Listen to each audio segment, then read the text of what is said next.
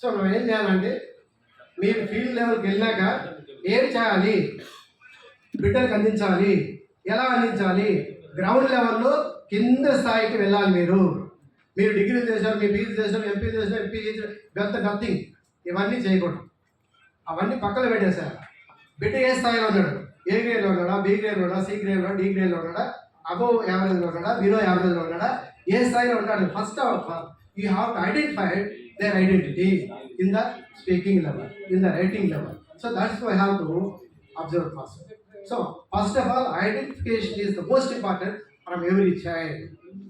మనం పీహెచ్డీ చేశాం కదా, నేను ఇంగ్లీష్లో మాట్లాడతాను, నేను ఒక్కసారి చెప్పేది రెండోసారి చెప్పను, కోపపడతాను, కొడతాను, తిడతాను, ఇవన్నీ చెప్పకూడదు. వాడు ఏ స్థాయిలో ఉన్నాడో అబ్జర్వ్ చేయండి, కింద స్థాయికి వెళ్ళండి. ఏబిసిడి రాకపోతే ఏబిసిడి నేర్పించండి. ఏబిసిడి నేర్చుకున్న తర్వాత 2 letter words, 3 letter words, 4 letter words, 5 letter words, sentences formation, paragraph reading, writing, speaking, ఇవన్నీ vocabulary development. Speaking, vocabulary, reading, practice, speaking, practice. ఎప్పుడు మాట్లాడదు బిడ్డలు? మీరు ఇంగ్లీష్లో మాట్లాడితే బిడ్డలు మాట్లాడతారు, మీరు మాటికి తెలుగులో మాట్లాడితే బిడ్డలు ఎంత మాట్లాడతారు? మాట్లాడలేదు. So you have to speak a few words in English. They can learn your language, your style, your total overall things. They have to observe you. They have to observe your language only.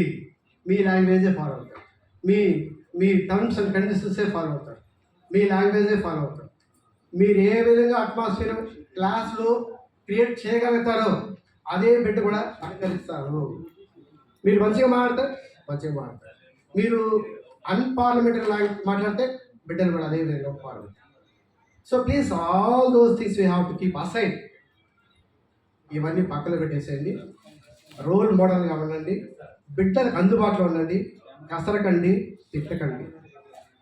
2-3 సార్లు కాదు, 10 సార్లు అడిగినా కూడా మీరు విసుక్కోకుండా మీ education qualification పక్కన పెట్టేసి అక్కడ ఉన్న వాతావరణాన్ని ఆకలింపజెచ్చుకొని తప్పనిసరిగా మీరు వారికి బిడ్డలకు చేదోడు వాదోడుగా నిలిచి రీడింగ్లో ప్రాక్టీస్ చేయించి అనర్గళంగా ఇంగ్లీష్లోన, తెలుగులోన, హిందీలోన, తమిళ్లోన, ఉర్దూలోన, మీ లాంగ్వేజ్లోన మీరు ఎఫెక్టివ్గా మాట్లాడడం వాళ్ళకి నేర్పించినట్లయితే కనుక you are the super in your language.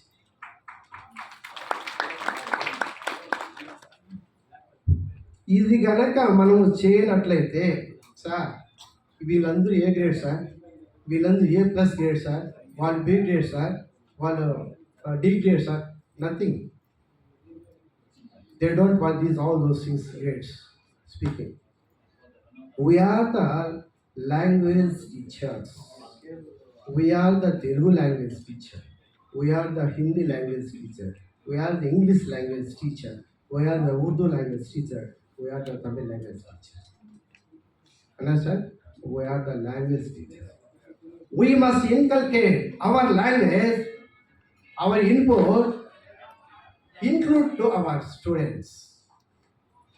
Inculcate your language to the students.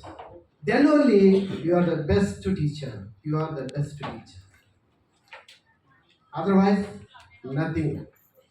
You are just a teacher, that's all. You are just a motivator, that's all. So, kabatti మీ అందరూ కూడా నేను చెప్పేది ఒకే ఒకటి, అడుగు పెట్టాము, వెనక్కిపోయే ప్రసక్తే లేదు, తగ్గేదే లేదు.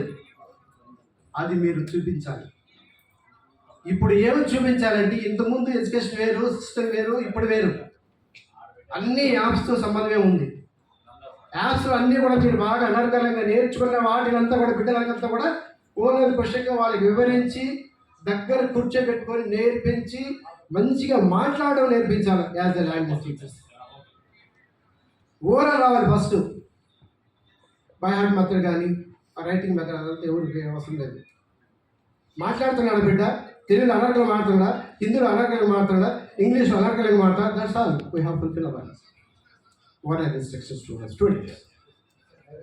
సో కాబట్టి మీరందరూ కూడా ఇంకా చాలా ఉన్నాయి, ఇది ఒక్కటే కాదు, ఇలాంటి ప్రోగ్రామ్స్, ఇట్లాంటి ప్లాట్ఫామ్స్ పైన ఎన్నో ట్రైనింగ్స్ తీసుకోబోతున్నారు. ఎంతో నేర్చుకోబోతున్నారు.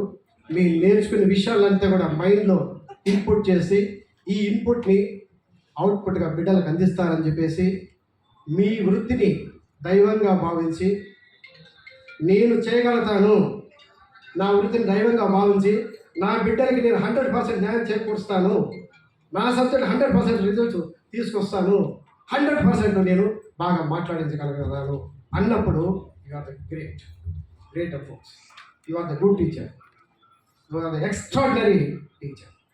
సో మీరందరూ కూడా ఆర్డినరీ టీచర్గా కాకుండా ఎక్స్ట్రాడినరీ టీచర్స్గా ఎదగాలని, చెప్పాలని, బిడ్డలకు అందిస్తారని, మంచి ఇంకా మంచి పోస్ట్కి వెళ్తారని. మీరు ఇక్కడే ఉండరు, ఈ స్థాయిలోనే ఉండరు.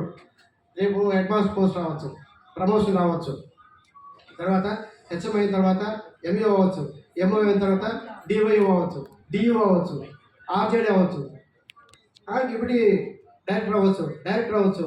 చూడు ఎన్ని ఉన్నాయి అప్డేట్స్. ఇవన్నీ కూడా కష్టపడాలి, ఉత్తుత్తి మంత్రం కాదు, బాగా కష్టపడి చెప్పాలి, కష్టపడి ప్రాక్టీస్ చేయించాలి.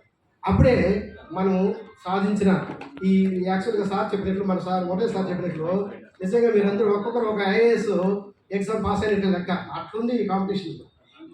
ప్రతి ఒక్కరు ఒక ఐఏఎస్ ఆఫీసర్ లాగా వచ్చినటువంటి వాళ్ళే ఇక్కడ. మన వృత్తి ఎండిఓ కానీ ఎంఆర్ఓ కానీ వాళ్ళ లాంటి వృత్తి కాదు. సార్ నమస్తే సార్ ఇట్లాంటిది కాదు. మనది ఎలాంటి పోస్ట్ అంటే డిగ్నిఫైడ్ పోస్ట్. మన కేవలం ఉచిత మాటలు మనకి ఏం లేదు. ఆ ఉచిత మాటలు చాలా ఎఫెక్టివ్గా బిడ్డలకు అందించే విధంగా ఉంటాయి కాబట్టి ఆ వాక్యలే వాళ్ళకి దీవెన, వాళ్ళకి భావించి వాళ్ళకి మంచి ఉత్సవాలైన భవిష్యత్తును మనం ఇచ్చేవారు. కాబట్టి మీరు అందరూ కూడా దయచేసి ఆశాభాషగా తీసుకోవద్దండి. Be sincere in your jobs. Morning attendance కానించి ఈవినింగ్ అవుటింగ్ అటెండెన్స్ కానించి మీ వృత్తిలో మీ బాస్కి అనుకూలంగా ఉంటూ వ్యతిరేక పడకుండా వాళ్ళు చెప్పినటువంటి విషయాలన్నీ కూడా అవగాహన చేసుకొని వ్యతిరేక భావన అన్నీ కూడా పక్కలో పెట్టేసి కేవలం మీ వృత్తిపైనే కేంద్రీకరించి శ్రద్ధగా చెప్పి బిడ్డలు ఉన్నతమైన స్థాయికి తీసుకెళ్తారని చెప్పి కోరుకుంటూ థ్యాంక్ యూ.